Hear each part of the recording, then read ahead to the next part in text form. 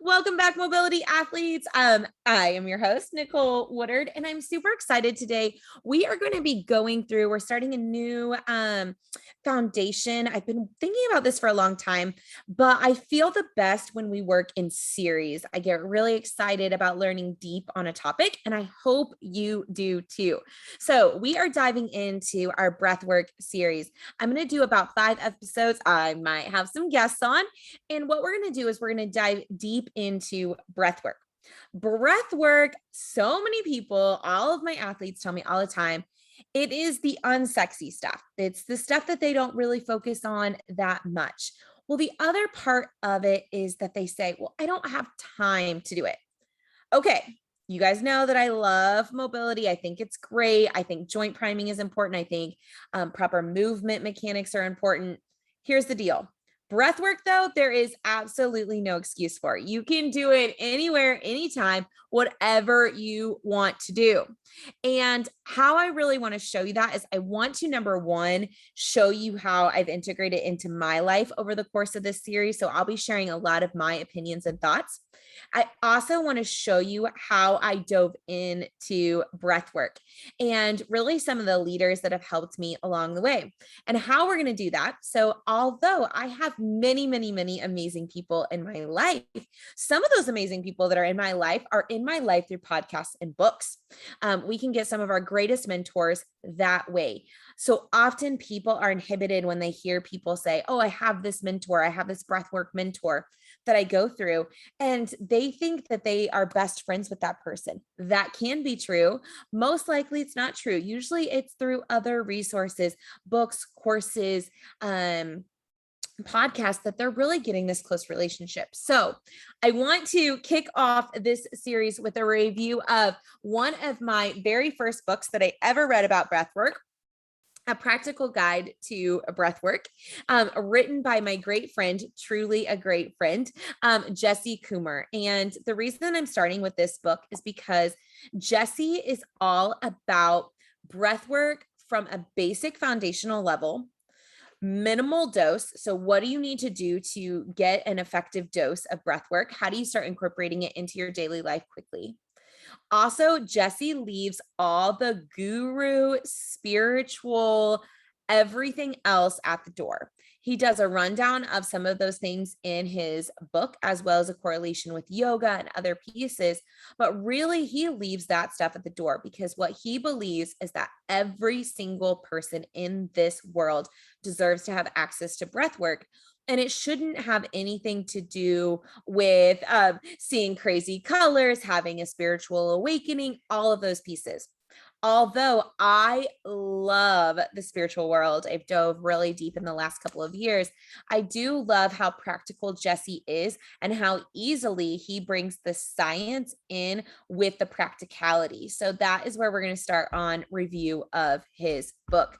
So you already know the foundations. Let's go through the breakdown. So he wrote this book in 2 different parts, which I also really enjoy. The first part is pretty much the breakdown of how you are going to learn about breath work. It gives you all of the basics, the background of breath work, how we became our modern human beings with our biological programming from ancient times, and why it's not working anymore, and why we have stress, anxiety, depression, even a lot of the health concerns that we have nowadays because of this change from prehistoric times to now. Those of you guys that aren't familiar with that, let me do just kind of a short breakdown. So one of the things that he talks about in here is dopamine. And so he really talks about how he dove in early on learning about dopamine hits. So when you get a dopamine hit, so let's say looking through our phone, so scrolling on social media, and people say, oh, the reason that you scroll on social media is for a dopamine hit.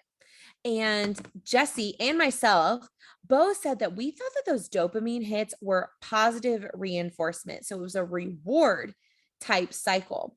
And really, as he dove more into the research, he found that, and I'm reading directly from the book here, dopamine isn't about a reward, it's about motivation. Within the motivation centers of our brains, dopamine drives 2 behaviors. One, either accomplish a goal or 2, eliminate uncertainty. Of course, eliminating uncertainty is a very worthwhile goal. Just think of all the uncertainty that our ancestors faced. So think about everything that was going on with our ancestors. Will I have food tomorrow? Will I need to move? What's the weather going to be? Am I protected? Just survival mechanisms, as well as all these other pieces and parts of uncertainty and how things were going to affect them. Is that bush moving? Is that a tiger getting ready to jump out? Or is it a possum? Whatever it might be. I don't think possums and tigers live on the same continents. Just ignore that. Listen, this is not a history lesson on anything other than breath work. So dopamine is really that nudge that we need, that motivation to get up and go and check and be certain what we're dealing with. And then our brain goes into overdrive and decides how to deal with whatever we have. So when you're checking your phone, you're not looking at it getting this positive hit like, oh, that's good, that's good, that's good. Instead, you're getting a positive hit of uncertainty. Things have not changed. So my friends are still safe. I haven't missed anything where I'm going to say something wrong in the next conversation that I have with people. I can remember that child's name. I can remember what happened in this person's life.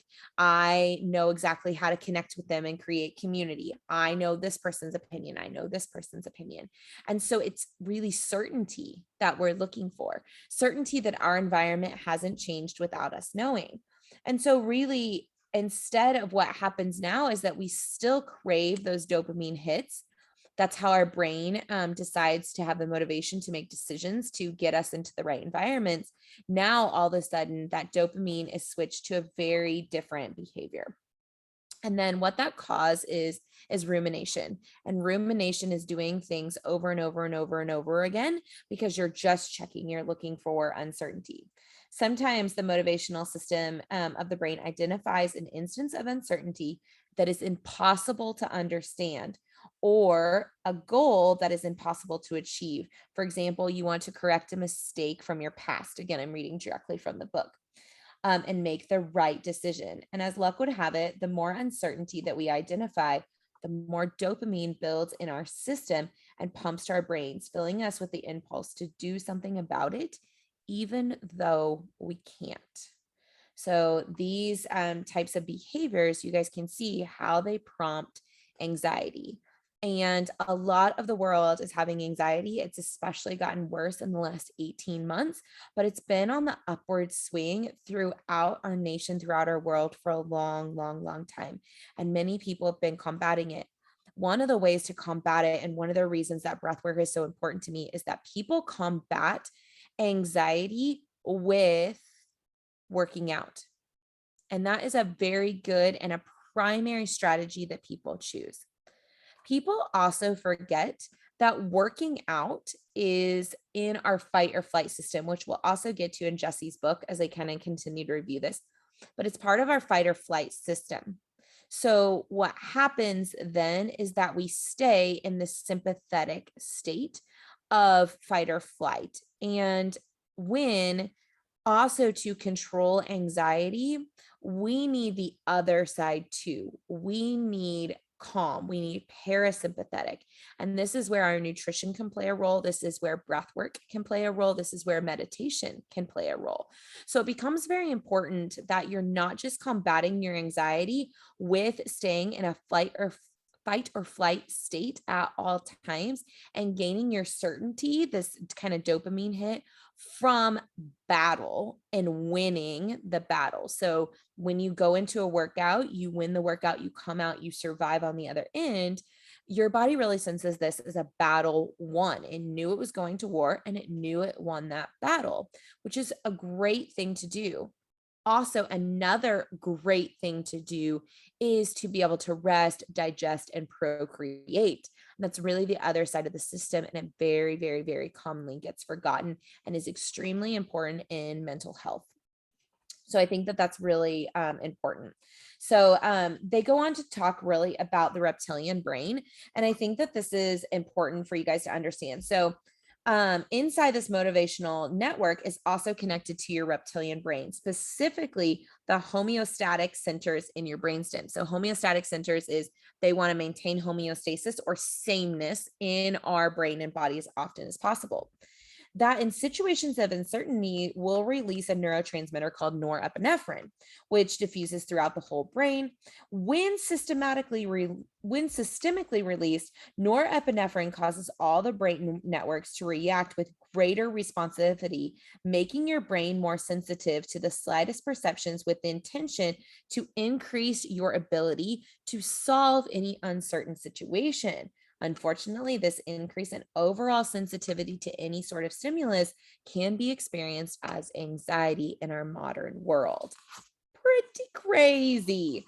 So that's chapter 2, just diving into really understanding what's going on biologically and how some of these things are happening. So you guys are starting to see how he really starts to break down hormonal levels, our ancestry, really our DNA, how our brains have been formed this entire time to really give you the background around breath work.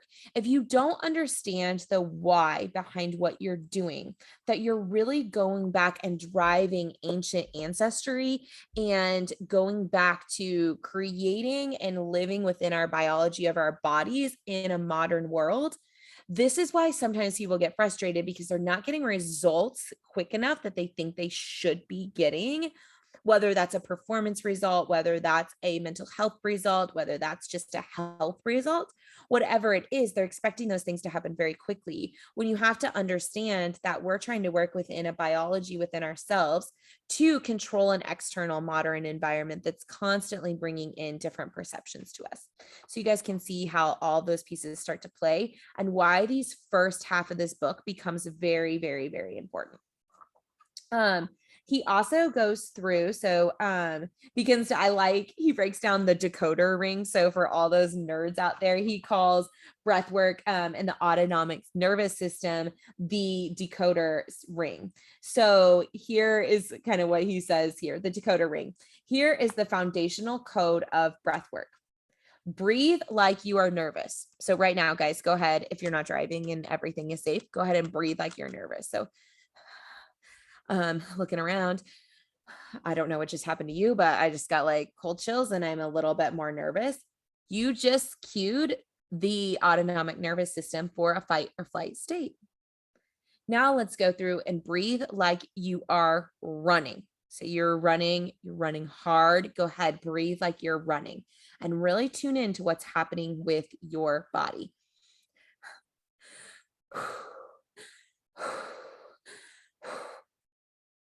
You just cued the autonomic nervous system for fight or flight. What does your body feel like right now? Do you feel a little bit more like tension? Do you feel your heartbeat increase a little bit? What happened? And also cue into how did you breathe? So I immediately went to mouth breathing for both of those. Also, when I was nervous, if you guys are watching this on YouTube, my eyes started darting around. So you create all these states are interconnected within our brain.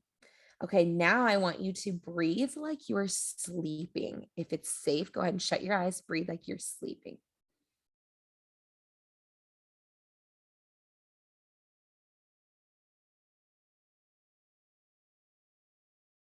Check your shoulders. What happened with them? What happened with your face? Did you feel some of the stress relax out of your face? How did you breathe? I immediately went to nose breathing, so nasal breathing for that. Breathe like you are safe. So breathe like you're safe, like maybe you're wrapped in a hug by someone that you love. You're just, man, you got through a tough day and you get to sit down on your couch and relax. Breathe like you are safe. Both of those are autonomic nervous system cues for a relaxed state. So did you guys see how those pieces went in? Again, we're breaking down and Jessie is decoding why breathwork works. And also, you guys just changed your state in seconds. This is why I talked about at the very beginning of this podcast and of this video that I said breath work has no excuse not to be done. There is no way that you don't have time for it, because you literally can do it in 15 seconds constantly throughout the day. He continues, he actually goes through a lot of the guiding principles of breath work and talking about breathwork history and all of those pieces in this first part of the book, which I think is really, really, really good for you guys to understand.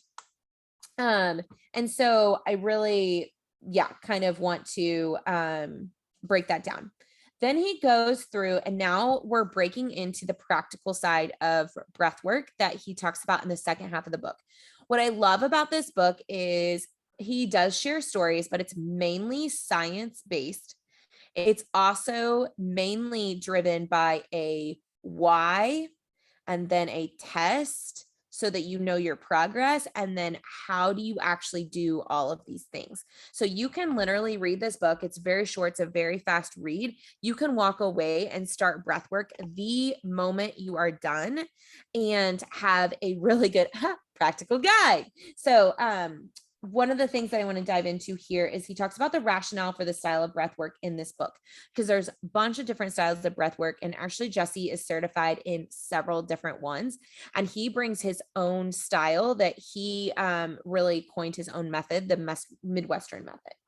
So why he talks about this breath work is, number one, most breathwork techniques are not explicitly scientifically proven to do a specific thing.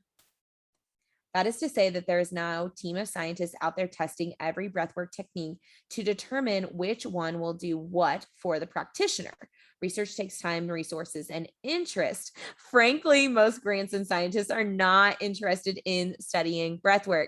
Those of you guys, if you guys want a deep, interesting dive, you can kind of see how research really started in medical schools and how that actually changed here in the US, how medical schools are supplied, how their tenures are set up, and who was providing the money for that research, and how we became really pharmaceutical based on that.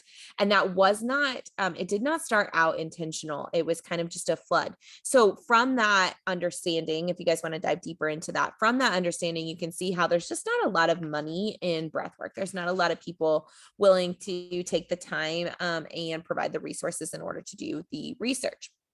So really he talks about just understanding that breathwork is scientific based, even if it means that there's not a bunch of research behind it that you can go read a bunch of written reviews, papers. So he talks about that. 2, humans are different. And while there are many things that will work the same way for everyone, others vary based on individual experiences. This is true for everything you have to do with your mind or body. This is the reason why 5 people can do the same exercise plan, eat the exact same diet, and have different results. Be prepared to listen to your own experience and tweak your practice to suit your physiology. This is why it's really important in breath work, we're taking the time to listen to ourselves. 3rd, he says that experts disagree. One expert will swear by one method and another by a different method. This is why he talks about intuition and introspection later in the book being one of the biggest guiding factors. And 4, there are many names to breathing techniques. This also can be confusing. Many breathwork techniques have different names that originate in ancient Sanskrit. Others are known by rationale of inhale and exhale. So they can have different names, and this can be really confusing on what people should do. In this guide, he's going to try to use the most common names, but he's also created names for himself that he feels like will help you better understand. And then 5, some breathwork techniques are too dangerous to learn from a book. Some breathwork techniques really must be learned by a trained professional, someone who can cover all aspects of the safety and help you and guide you if you have a bad reaction. In my time as a breath worker, I have seen a rash of breath workers who lead people into very powerful breathwork sessions before they have fully understand how to master teaching. And I think that that's really important. And one of the reasons that I value Jesse is that he knows their risks and he will never, ever, ever put anyone at risk, because he knows that he can get you results without putting you at risk. And when you're ready for more advanced techniques and he's guided you through those, then he will take you through. And that's why he has a lot of online courses and does a lot of in-person certifications as well. Perfect. Okay. So then now we are diving into really the actual like breath work basics, like how you're going to do all this stuff. So I'll just share a few things here. His rules I thought were really good. Rule number 1, breath training is focus training. Rule number 2, leave your ego at the door. When you begin a breathwork practice, amazing and life-changing things can happen. Please remember that these changes do take time and vary from person to person. Breathwork is a practice. So when you guys think about something as a practice, you think about doing it daily, doing it often. It becomes a part of your life, rather than something that you're just doing for a short period of time. It is a practice. It takes a lot of time and diligence to go through. Rule number 3, and by time, I mean cumulative time. Sorry. When I said it takes a lot of time, I don't mean per day. I don't mean per moment in your life. I mean this cumulative effect, this cumulative training effect. When you do it and you're conscious of it on a more regular basis, you really can impact a lot deeper yourself. So cumulative time. Most people practice breath work from as little as 2 to 15 minutes a day in set time frames, but you can also practice breath work every time you take a break from your computer, every time you feel your shoulders hunch up and you're kind of getting stressed, every single situation you can really practice breath work in. And so that cumulative time gains. And then his rule number 3, success in breathwork depends on introspection, which is what I was talking about before. We often talk about having 5 senses: sight, smell, touch, taste, and hearing. But in reality, we have way more than that. For instance, we have the sense of proprioception, which we talk a lot about on this show because that's a big part of mobility, which informs us of where joints are at in our 3D space. But we also have a sense of introspection. Introspection is the sense of inner state of the body. It's something that Jesse commonly refers to as your inner voice. It really lets you know, am I sick? What am I feeling right now? How am I feeling right now? What is going on with me right now? And that is really important in breath work. When you learn your sense of introspection along with breath work, you really get great results.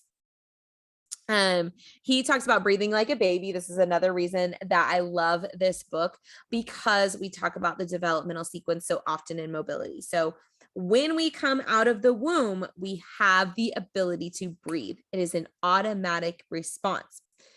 As well as being automatic, we don't have to think about that we take 11 breaths a minute as an adult, but you can train your breath consciously as well, which is really, really, really cool, and what is explained in this book. So he goes through chapter 14 is all about the assessments. So Jesse also believes in testing first. If you do not test, you do not know if you're improving.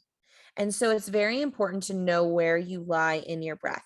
And you might be very, very, very surprised to find where you fall in breathwork training. So you guys can get this book and go through some of the testing as well. Yeah, so you can go through, like, one of the assessments is going through and really checking your breathwork pattern. So he's got, I'm not going to go through all of these, but like assessment 1, lay down on your back and relax. Breathe naturally through your nose for 30 seconds. Then give your camera a thumbs up. Go on to assessment 2. Empty your lungs as much as humanly possible and take a big inhale through your nose. Repeat this 3 times and give your camera a thumbs up. And he goes through 6 different assessments there, where really you're looking at your resting breath work pattern, your active wave breath work, and then your active breath wave at various intensities. So it's going to help you really find out where your deficiencies are and then what your actual breath wave looks like right now. Okay, and then he goes through why those breath waves are important and how you go through. My other favorite thing is that he talks about nasal breathing versus mouth breathing. So once you do those assessments, now the next part of the chapters really break down what those results mean. I absolutely love how this book is set up. Nasal breathing. So very interesting. Nasal breathing thermoregulates each breath when so that when the air reaches the lungs, it is the ideal temperature, humidity, and purity for breathing. Also, what else does nasal breathing do? Breathing in through your nose engages your diaphragm, which is actually a muscle, guys, and will encourage that proper breath wave rather than, I call it apical breathing, where you're breathing up. You'll actually see the muscles in the side of your neck, your sternocleidomastoid. So these kind of V muscles that come down your neck and your upper traps, raising and trying to help you breathe. A lot of people that I see that have with I diagnose at times, and they diagnose as rib problems. It's usually a problem with breath work. Also, common neck issues are very commonly related to breathing issues. Nasal breathing has also been shown to increase levels, this is really important, increase levels of nitric oxide in the blood, which is a very powerful vasodilator. That plays a huge role in relaxing blood vessels and improving your blood flow. So you can see here how breath work starts to systemically change us. Now, all of a sudden, we're increasing and improving our blood flow with nasal breathing. What happens when we improve our blood flow? So when we're training and we can improve our blood flow, we get more blood flowing to the muscles. The other really great thing that he talks about in the book as far as performance is CO2 tolerance. So as we're working through breathing and holds, we actually increase our CO2 tolerance, meaning that we can have more carbon dioxide in our body without the need to take a breath. So a lot of people think when they take a breath, it's actually because they need oxygen, but it's really because your body has too much CO2. It wants to let off CO2 and get more oxygen. The bigger tolerance you have to carbon dioxide in your body, your blood that is flowing, so all those vessels that are flowing that have oxygen attached to them, will release oxygen to the muscles more fluidly. So they release it more easily when we have more CO2 built up in our system. That's a great thing. We've just increased blood flow through nasal breathing, and we've just changed our CO2 tolerance. Do you guys see how this can start really changing our performance? The other things that he talks about, we already talked about anxiety in our life, so reducing that.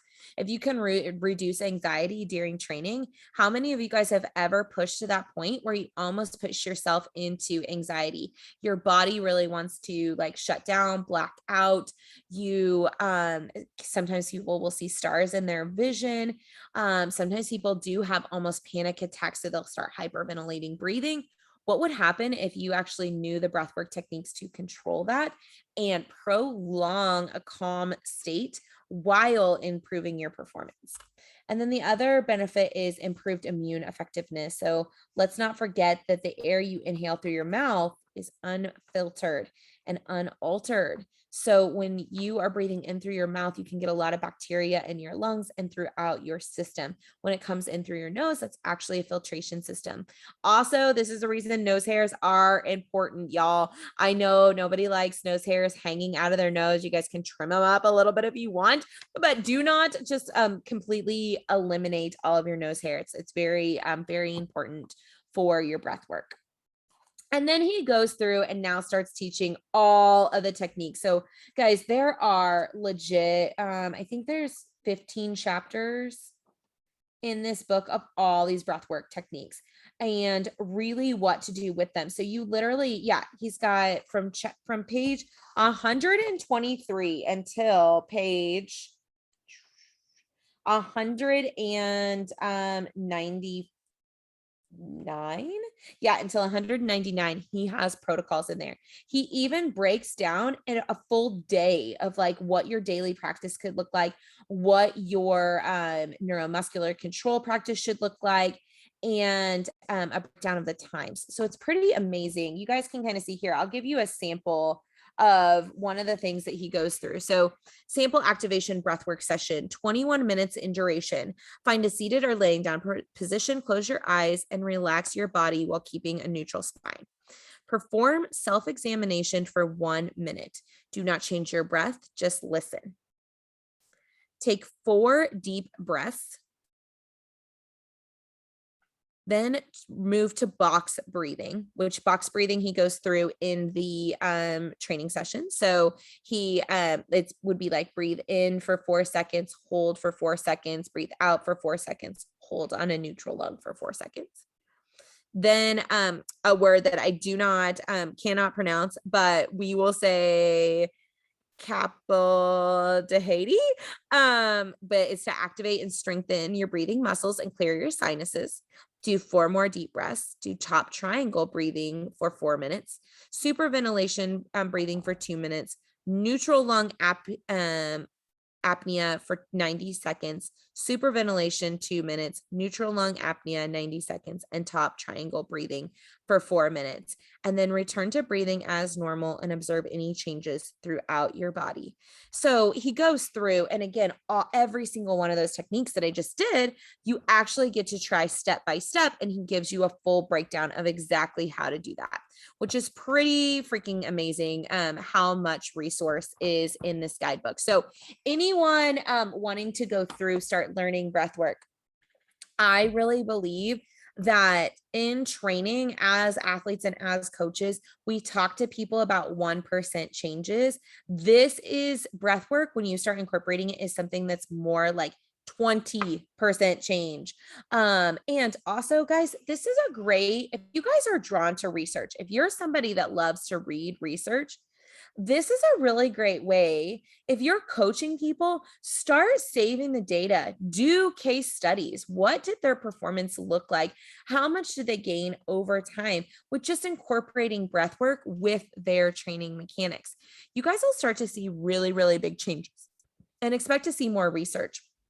Jesse and I are actually currently working on a project called Breath Applied Mobility, and we are doing breath work specific sequences paired with mobility bottoms up training, meaning that paired with joint by joint approach and neurodevelopmental sequence.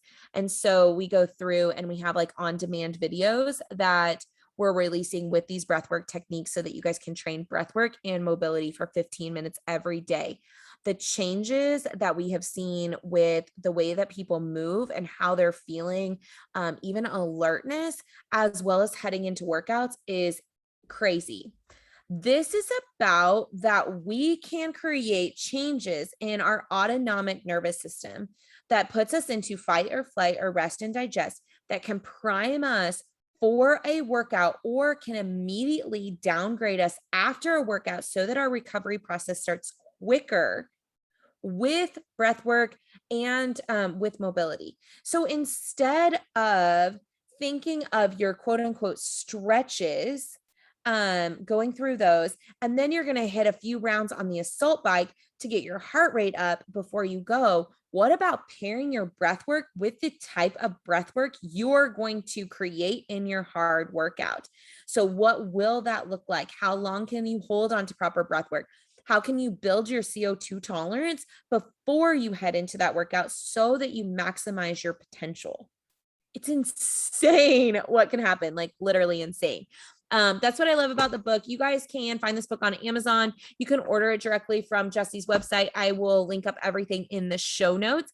And we will be back next week. I'm actually doing the 5 recorded sessions. We will be back next week and we will be reviewing another breathwork book called Breathe, which I will also link up in the show notes so that you guys can purchase that book as well. I'm super excited to continue to share just things that I'm passionate about with you. If there is a specific series that you would like to see, please go through, tag us on Instagram at Mobility Athletes, or send me a DM. I answer all my DMs. My name is Nicole. Like I said, I'm the doctor of physical therapy and owner of Mobility Athletes. I would love to help you guys. Last little pieces. If you guys are interested in getting in on the beta trial for breath applied mobility, bam, is what we call it. Send me a DM on Instagram at Mobility Athletes, or shoot me an email, Mobility Physical Therapy LLC. We are going to be taking a very limited number of people to get started on a 8-week trial of this program. And I would love to bring, Jesse is the breathwork coach for that. I would love to bring all those pieces to you. If you're not interested right now, that's completely fine. Please get this book and start your breathwork training. Do not delay. Go do it now. All right, guys, have a great rest of your day. I will talk to you all soon.